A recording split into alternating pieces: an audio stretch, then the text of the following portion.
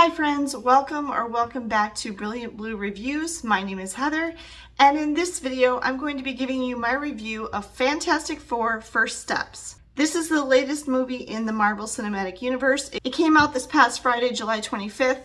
My son Ben and I just saw it today on Monday, July 28th. I will tell you our ratings right from the beginning. Ben gives it a 4.25 and I'm gonna give it a 3.5.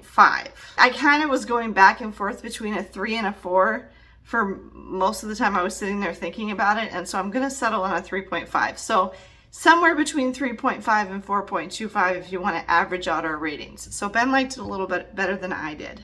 For this review, I'm going to tell you the things I liked and the things I didn't like. So first, let me tell you the things I liked. The number one thing I liked was the way this movie looks. It's very cool the way this movie is made. I don't know how to describe it. It's a very stylized, specific look to it. It's very mid-century modern, and there's really a heavy emphasis on that blue and white color scheme, like their outfits and everything. So I really love the way it looked. The set design and all of that, and like even the special effects. And even like the way the actors looked, like I thought Vanessa Kirby, who plays Sue Storm, she just looked really, really good. I mean, everything about how this movie looked was very impressive. And it looked really, really cool. It looked like a world, like Ben was saying, can we live on this world? This is so nice, because it's Earth 828, which there's a little reference to where that number comes from at the very end of the movie.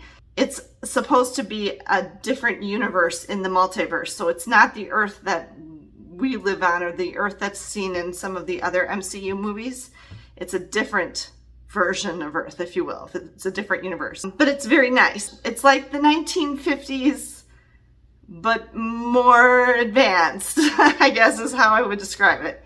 Another thing I liked, there's not much of it, but there's a few really funny, humorous moments. A really funny line, or a really funny, like, something happens, but there's only a few. There's not very many. There's not as many as you might see in other MCU movies, but there were some humorous moments, and I did like those. Another thing that I liked is that, without giving spoilers, the real heroes of the movie are women. You'll have to see the movie to see what I mean by that, but there's actually more than one hero of the movie, and the heroes are women, and I liked that.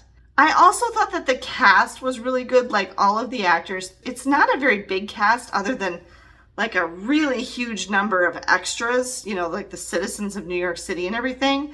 But the main cast, which one of the surprising ones, because we've actually seen F1, the movie, 4 times in the theater. I've seen it 4 times.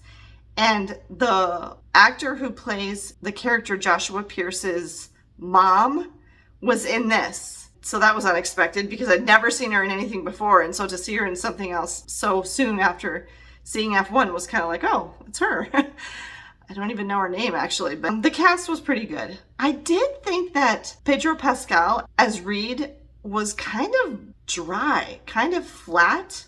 I don't know if he's supposed to be that way, like if that's like how the character is supposed to be, but it was kind of like my least favorite of what I've seen Pedro Pascal do, because I just thought he was kind of dull. But other than that, I thought the cast was good. I actually especially liked the character of Johnny, which is Sue Storm's brother, the guy who can, like, turns himself on fire. I liked him a lot. And then the last thing that I really liked was there's sort of a theme or a significant pivotal moment in the movie that's kind of really about the bond between a mother and her child. I liked that. Okay, now let's talk about the things that I didn't like. I did not really get that into the story. Here's kind of my assessment of this film. It's kind of boring. There's not a lot to it. It's very, very simple. Like the plot and everything that happens is really quite basic. It takes place over a long period of time because it starts out with Sue Storm finding out that she's pregnant, and then it ends, it's like around Christmas time or winter because it's snowing and stuff, and they go through like all these seasons, like her whole pregnancy and everything. So it's probably like a year. There's 2 post-credit scenes. The first post-credit scene is significant, and it's pretty soon into the credits, and you do want to stay and see that scene. It jumps forward 4 years, and there's a tie-in to the next MCU movie with that scene. That's very important. But the second post-credit scene, which is all the way at the end of the credits, is just for fun. And you don't need to stay and see it. You're not missing anything. It's just kind of a fun little thing that they threw in there. The movie itself, like the plot and everything, was really basic. I felt that the movie was kind of slow. It has a very serious tone. And I guess what I would say is I really don't think kids are going to enjoy this movie at all. I mean, honestly, I was falling asleep in a couple spots. It's very slow paced and it's kind of quietish. I mean, there's music and stuff going on, but just not a lot happens. It's really kind of dull. So that was something I didn't really like the story very much at all. I just thought it was just too simple. I guess the other main thing that I not necessarily didn't like, but I just thought was kind of funny or amusing was the whole big serious climactic scene at the end of the movie. When Galactus comes to New York City, Galactus is the big bad guy, and he's walking through New York City. When I watched another review of this, he talked about how he thought Galactus was so scary. I didn't think it was scary at all. I thought it was actually really kind of silly. And the thing that it so reminded me of, that whole last part of the movie where Galactus is walking around in New York City, it totally reminded me of Ghostbusters. The original Ghostbusters and the Stay Puft Marshmallow Man. That's what it reminded me of. I just kept thinking, I'm like, this is exactly like the Stay Puft Marshmallow Man walking through New York City with then the Statue of Liberty's there and everything. And that's all I could think about. And so I was almost giggling to myself through that whole last scene. It wasn't scary to me at all. I wasn't worried or anything. I was just like, this is like Ghostbusters.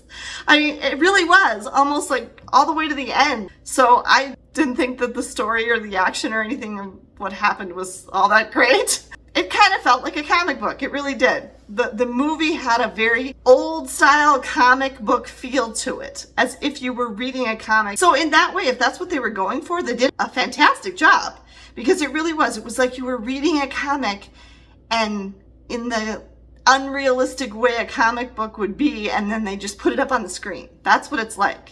Otherwise, there's hardly anything to say about the plot or anything in the movie, because like almost nothing happens. I don't know what it's rated. I'm guessing PG-13. And honestly, I would say that the most inappropriate thing, or that you'd have to worry about with kids, there's a few little suggestive sexually toned lines. Like there's a few times where they like talk about sex without actually talking about sex. That's like the only thing that I thought was objectionable. There's no drinking that I noticed. There's no smoking. There's no profanity. And then it's just like comic booky violence. I mean, that's not even really a big deal. It's probably like one of the least violent movies I've seen lately. So there's not really anything you have to worry about with taking your kids to this, other than the fact that I think they'll be very bored. I mean, adults can get somewhat of an enjoyment out of it because they can kind of follow it, but literally I was nodding off in at least 2 places because it was just so slow and so uninteresting to me. So it was okay. Again, I can't emphasize enough, the way it looks is really impressive, and I really liked that. I couldn't care less if I ever see it again. It doesn't have any rewatch appeal to me at all. Your opinion may differ from mine, but that's what I thought of it. I hope this was helpful to you. Thank you for taking the time to watch this video. If you liked it or found it interesting or helpful at all, please be sure to give me a thumbs up, and make sure you subscribe to the channel so that you don't miss any of my upcoming movie reviews. Have a great day, and we'll see you next time.